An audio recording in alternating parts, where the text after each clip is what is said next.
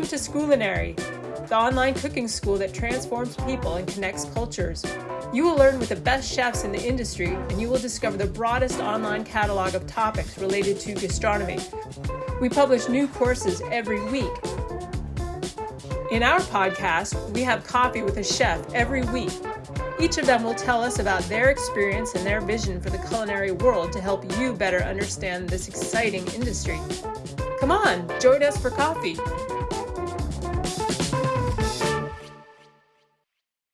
So today we are joined by Hardeep Rehal, founder of cocktailsolutions.dk and Bloom in Copenhagen, Denmark. Hardeep is an award-winning cocktail creator who's regularly invited to events around the world to teach, speak, and innovate on the topic of cocktails. A leading authority in the hospitality scene, he brings a rare talent forged from science, sociology, and his own unshackled inventiveness to quench our thirst for creative, sustainable, and stunning cocktails. Hey, Hardeep, welcome and thanks for joining us for coffee. Hey, thank you for that introduction. Sure. So before we begin, do you drink coffee? I do. I think it's one of those few life forces that us in the hospitality industry really rely on. So yeah, very much indeed. And how do you take it? Well, so again, as I do work professionally with beverages, I have taken a deep dive into coffee. So it's all about mood, time of day, and season and whatnot. So, but usually I like it clean, and I do often make a hand pour over at home. Oh, nice. You could probably do an entirely separate course on coffee, it sounds like. There's definitely a lot to say about coffee. Yeah, for sure. So, you know what? If you could please tell us in your own words who you are and where you're from. We'd like to get to know you a little bit better. Right. Okay. Well, my name is Hardeep Rehal, and it's of Indian origin. My parents are from India, Punjab, and they moved to UK where I was born, and I lived there for a handful of years when my parents decided to move to Denmark, Copenhagen, and I've been in Copenhagen ever since. So basically, Denmark is home. School, education, university, everything has happened here in Copenhagen. And I've lived in other cities around the world, but somehow I've always gravitated back towards Copenhagen, and it's home. And right now, Copenhagen is also my base from where I do all the traveling from. And it's a nice little urban with a high gastronomy scene as well. So it's home. Yeah, and we'll just get right into the course that you give on Scoolinary, flavor pairings in cocktails. And so can you tell us a little bit about the cocktail scene there in Copenhagen? Well, there's a lot to say because it's been a solid evolution for the past 20 years, where I've been a part of it. I've been in the industry for 20 years. And we haven't really had a long culture of either high gastronomy or cocktails, unlike the US or the UK or Italians and French and whatnot. So the reinvention or the innovation that happened quite quickly and without any I would say without any interruptions of tradition to consider. So we went from just being a beer drinking nation to from also just being a very modest food eating nation to new Nordic cuisine and Nordic cocktails quite quickly. Yeah. And it's all connected to also our lifestyle look and feel with the Scandinavian design, the minimalism, less is more, and all of that kind of combine into how the food looks like and tastes today, and also how the drinks look like and taste today. In some of the material that's available about you and your career, you often refer to yourself as a bartender, but that seems a little misleading because you're not just tending a bar. Can you explain precisely what you do, please? Well, it's the bartending term has existed since spirits has been mixed together, so for hundreds of years. But the job of a bartender or I wouldn't even say bartending anymore, but the job of what it um, what it demands to run a high end bar is beyond just mixing drinks together and tending a bar. So, and it's not just me; it's basically many other in my end of bartending, which we went from mixing things together to now extracting things and cooking things together, and then assembling them at the bar. So it's kind of gotten a few more dimensions. And I don't know what I would call myself other than bartender, but it's just, I think the word describes something old, but the definition has kind of changed a bit during the years because we're cooking way more than we are tending a bar, I Yeah. would say. Yeah. Because like my prep hours exceeds way more than my actual service hours. Oh, wow. Well, I think further down the line, you may have to come up with a new term for yourself. I guess. Yeah, for lack of a better term right now, though, we'll continue to use bartender. Right. So, just to get in a little to your history a little bit, as a young bartender, you won the Danish National Bartending Championships twice, and I'll add, Two times as well actually. as three times. Yeah. My apologies. So, as well as several other um, awards. Yet, you still plan on becoming an engineer. That's what you were studying at school. Yeah. And was there something about bartending that drove you toward academics? Well, it was the other way around because I was studying engineering while and then started bartending on the side. Like many other from my generation, because you couldn't really in the late 90s, early 2000s, you couldn't really do career bartending. It was a student job, unlike it was before back in the 40s, 50s, and 60s, where you could have a career as a bartender. But in the Nordics, at least, you could not do that. So it was a student job, and somehow I really enjoyed the contact with people, and being an engineering student where you're locked in behind an isolation, and you're locked in with numbers and science, which is all great. Having this very vibrant human contact, it really gave you more purpose, and then also to, I would say, get through the engineering studies with more motivation on top. Yeah. But then it kind of it shifted a bit because I figured out that there was more to bartending than just mixing drinks together and just serving people. There was a lot of science behind everything because everything has been produced somewhere at some point by someone, and they've made a lot of decisions. And basically, it's chemistry and biology, everything. So booze is all about distillation, fermentation, temperatures, textures and whatnot. So if you apply that kind of view on it, bartending has definitely changed, and that's what kind of kept me going, and and stick with bartending because I felt like I could make a difference with a more, I would say, scientific approach to it, which has led me to where I am today. Yeah. You've sometimes referred to the technical component of bartending. Right. Uh, what you just said right now, would you categorize that as the technical component of bartending, or is there more to the technical component of bartending?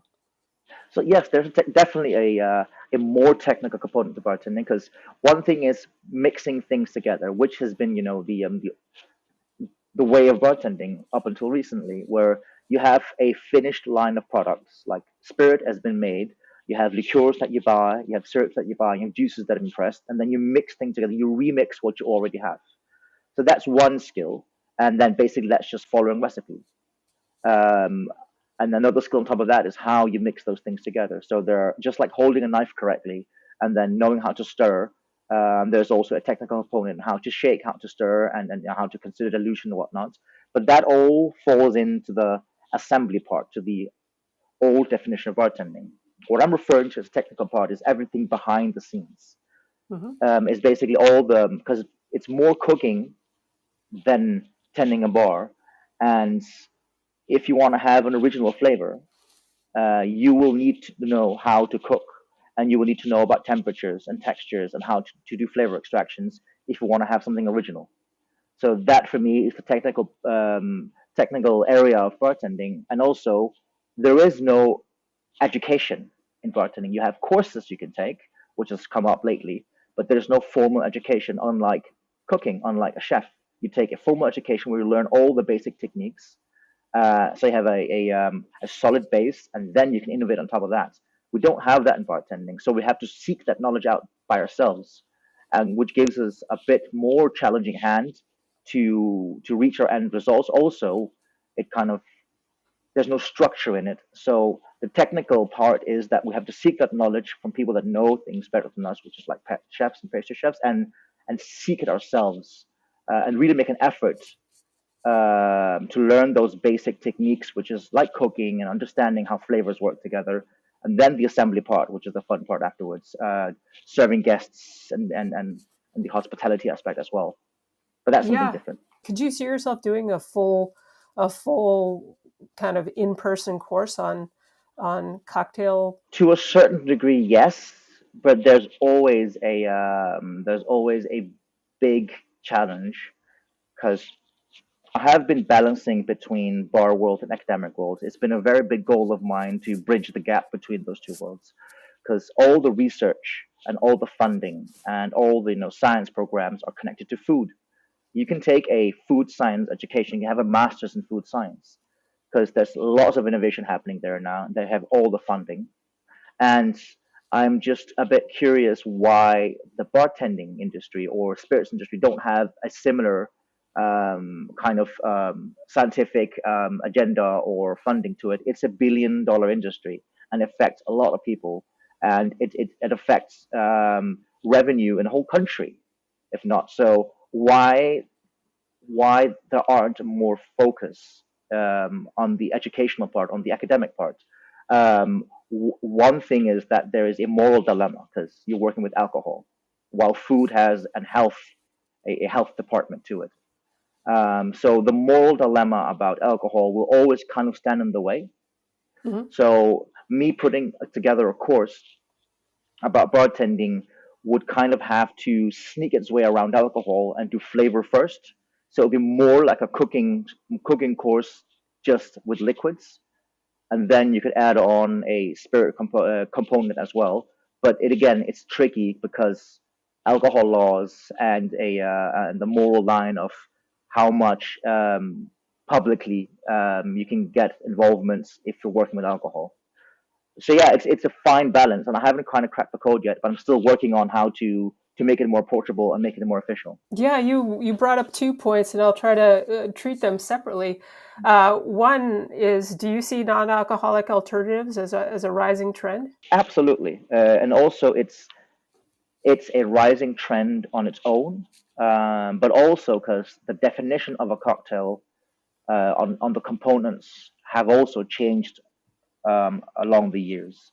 I would say if you go way back, you would have a base spirit, and the spirit is the king and queen and the star of the drink, and then you build everything else around the spirit, and that has actually changed along the years, where it's flavor first, and the spirit is just another flavor to add to the to all the components to make a complete cocktail.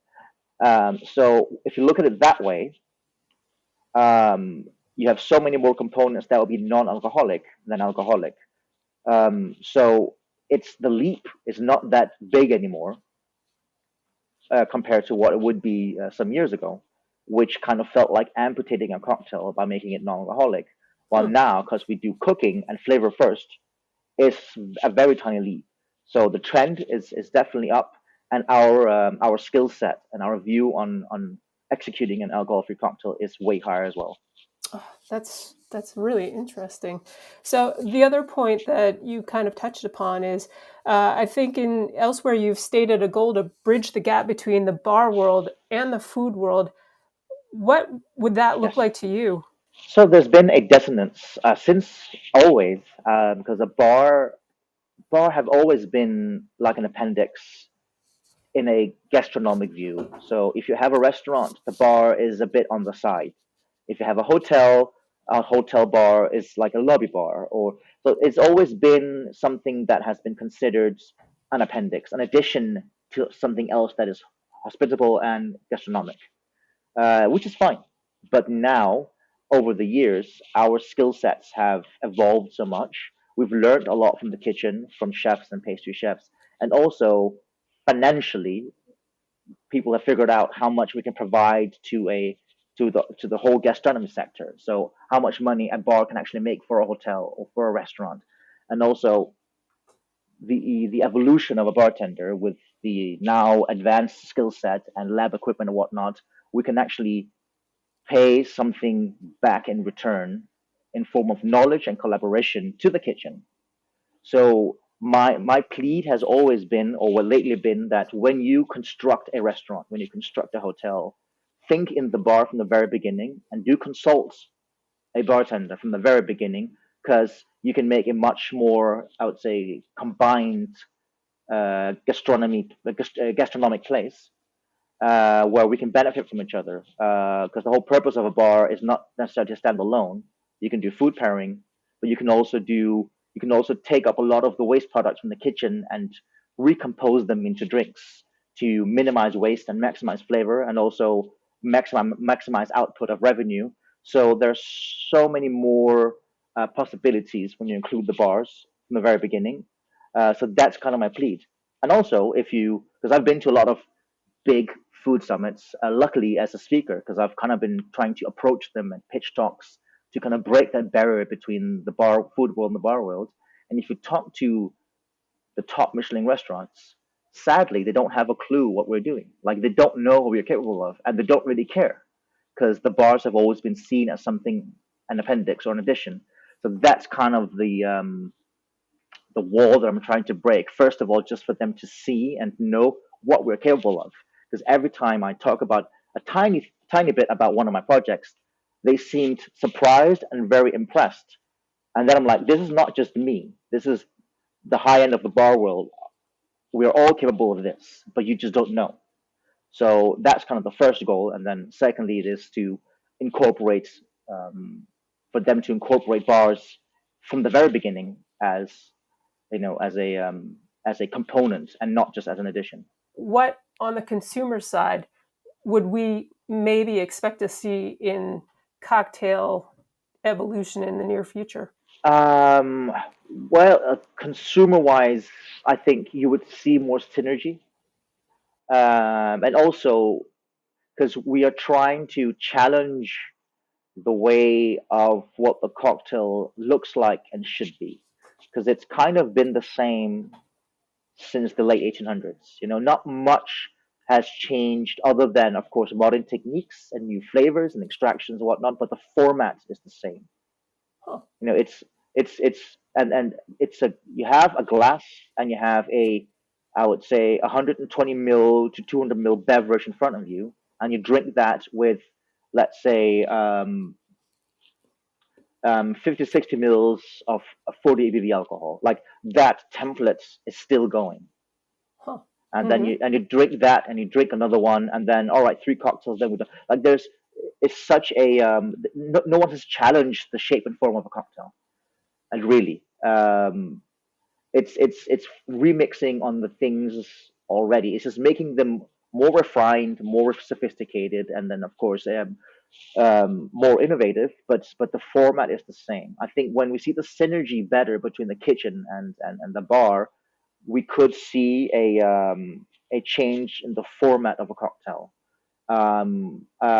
On top of my head, an example could be when you go to a, let's say, a high end restaurant, you get a tiny selection of snacks before you actually get to order from the menu. Mm-hmm. That could be something the cocktail world could incorporate as well. You could get you would also get, let's say, a starter size of cocktails. Or what is a starter cocktail supposed to be? Is it no alcohol at all? Is it low ABV? What components can we play with, and what size and shape can we play with? And then so you would see this. I hope to see the synergy between the format of food and the format of cocktail becoming more aligned, and also learning from each other, because you can sit through a let's say 12-course menu of foods. You wouldn't be able to drink 12 full-size cocktails. Um, no, but that's the conventional cocktail. You wouldn't be able to drink 12 of, but you could be able to drink 12 servings of, let's say, a redefined, more modern take on the conventional cocktail. Because if you play with sizes and also what liquid is, how liquid is intaken, and also ABV and no ABV, and you put that into a mix, you could have better synergy. So that's what I'm hoping to see. Yeah, the next question that I have is actually relates a little bit to how we could develop our own cocktails on our own. And I'm going to start with a comment that you said everything has flavor, and as bartenders, we have the potential to extract that flavor and make it into a delicious cocktail. And that I feel kind of gives us permission to imagine cocktails way beyond the classics. Absolutely. How do we start? I think we can learn a lot from cooking.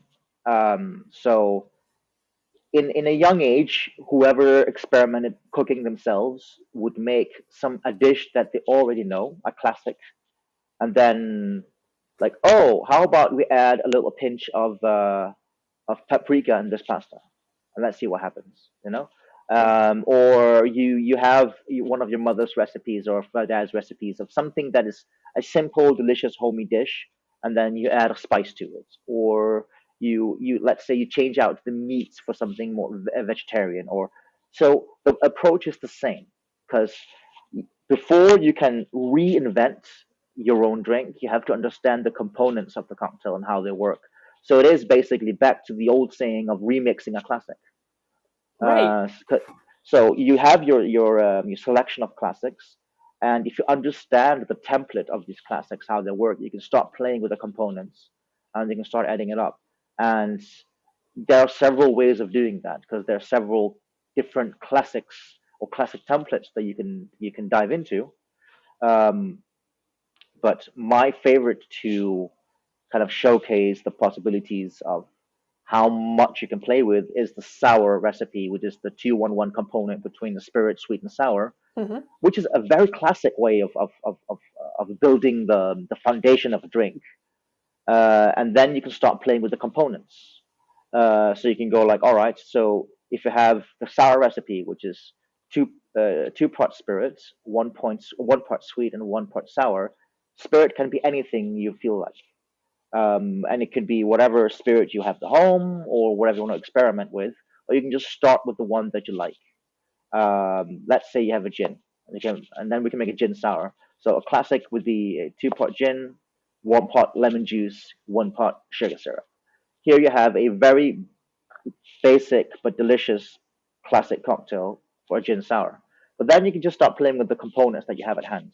So let's say instead of lemon juice, you choose another acidic components.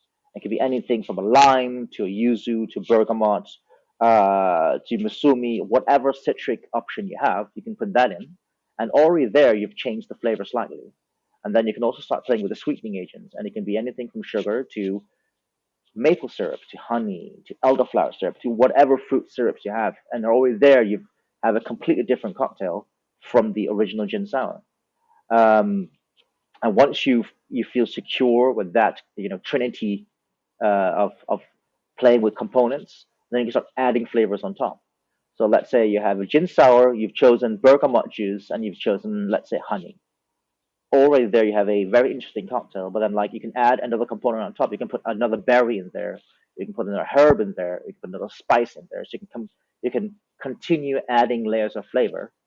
And just by playing with these three components and adding a spice and a herb on top, you like I can't even like you have so many possibilities of playing with these different components, um, that you don't even need to add more layers, um, before you've tried basically everything you have in your kitchen. So it's a quite easy approach, but you have to be patient and understand what happens every time you change a component. Yeah, I think your Scoolinary course, Flavor Pairings and Cocktails, has a lot of great information. I certainly benefited from the 2-1-1 formula Right. when I did a little cocktail making myself last night. Um, do you think there's anything that gets overlooked when developing cocktails? Um, I think it's circling back to the understanding of basic cooking Hmm. because Yeah. um, if you want to make a syrup, if you want to make a cordial, if you want to make a liqueur, and you don't really have a basic understanding on how extraction works. And when I say extraction, it can sound pretty complex. It can be very complex, but it can also be very basic. Because let's say an extraction can be like making a tea is an extraction. But you learn along the way, if you steep your tea for too long, it gets bitter. Or if your water is not warm enough, you won't extract all the flavors. Or if it's colder, you need to extract it for longer. So it's very simple components you have to understand, and it can become very very complex because you can control every single aspect of it. But if you just learn to understand the basics of what happens, the difference between eating a fresh berry, let's say a strawberry, versus a cooked strawberry, the flavor will change. It will be comparing a fresh strawberry to a strawberry jam because the warming up will caramelize the sugar, and it will reduce the acidity, so you'll have a more jammy character. So it is ABC of understanding cooking, and that part is quite overlooked because Yeah. it's not just mixing things together. Because you can often end up with off notes that you don't really know and where they come from, but it's just understanding, some basic technical things about cooking and flavor extraction. Sure. Something that you kind of touched upon earlier was a little bit of sustainability. And this year, I wanted to point out you did a zero waste cocktail bar at Burning Man, and you Right, recently explored the concept of minerality in cocktails, where you came right. up with the mineral martini. Mm. Can you explain what that is? So it basically it's like uh, sustainability word has kind of become a dirty word, I would say, because it's been used in so many ways that has diluted its purpose and power. Hmm. But I would say instead of saying sustainable, I would say waste. I would say minimize waste cocktails. So or zero waste cocktails. Instead of putting the sustainability stamp on, because I feel sustainability has so much more to say than just being reduced to waste management. Um, but zero waste or close to zero waste cocktail would be a more comfortable, I would say, definition of it.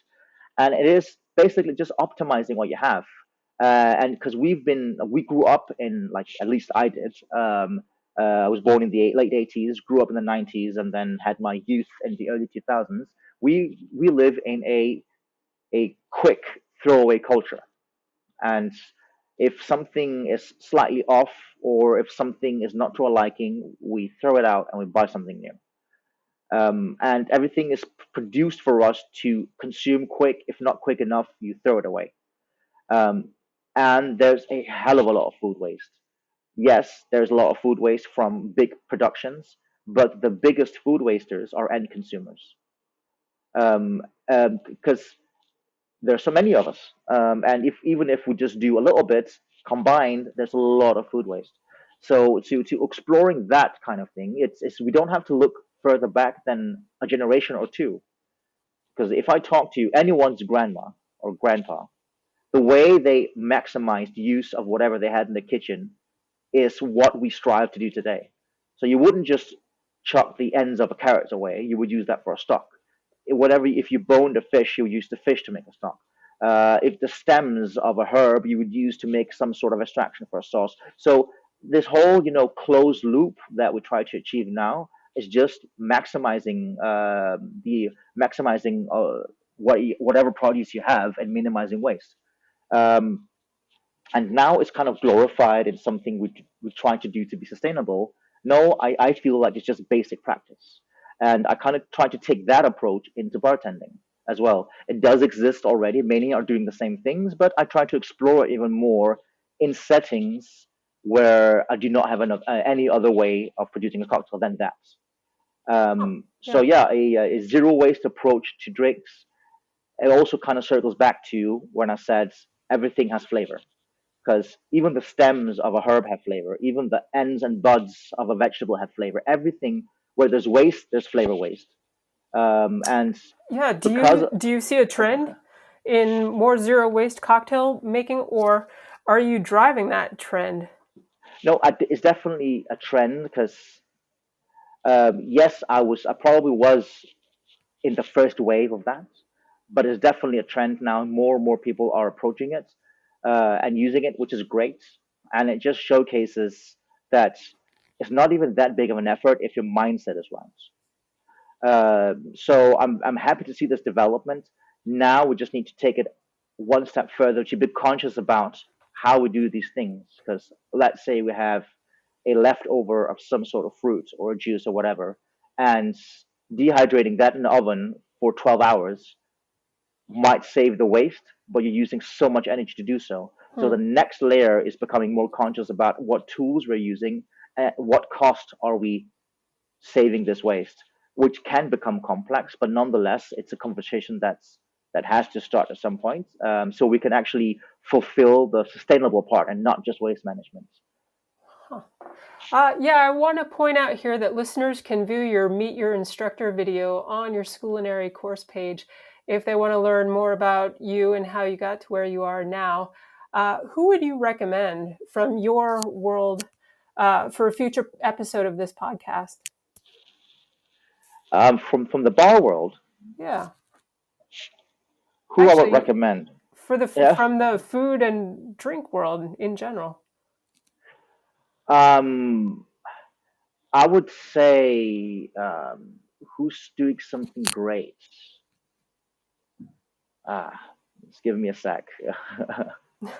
because um, because there are people that are, because like our biggest asset is is other people in the food and drink segments. So like for me, I always talk to pastry chefs because we are very closely related. We're even closer related to each other than classic food chefs, because pastry chefs are also to a certain degree dependent on a certain amount of finished products, such as sugar, such as flour, so things like that. So and the way they layer flavors and work with things are very similar to cocktails. So I would at any time listen to a pastry chef talk about flavors and how they work, because that would be the biggest inspiration for me to transform into cocktails. Oh, there we have it. The final words of wisdom from Hardeep Rehal. Hey, thank you so much for joining us for coffee today.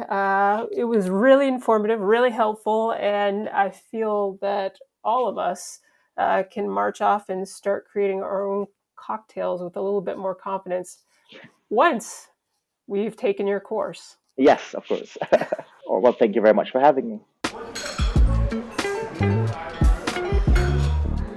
If you like this episode, don't miss an episode by becoming a member. We're waiting for you each week with more guests. We're on all podcast platforms. Just search for Coffee with Scoolinary. We're also waiting for you at our website and on our social networks, where you can get to know all our courses and teachers.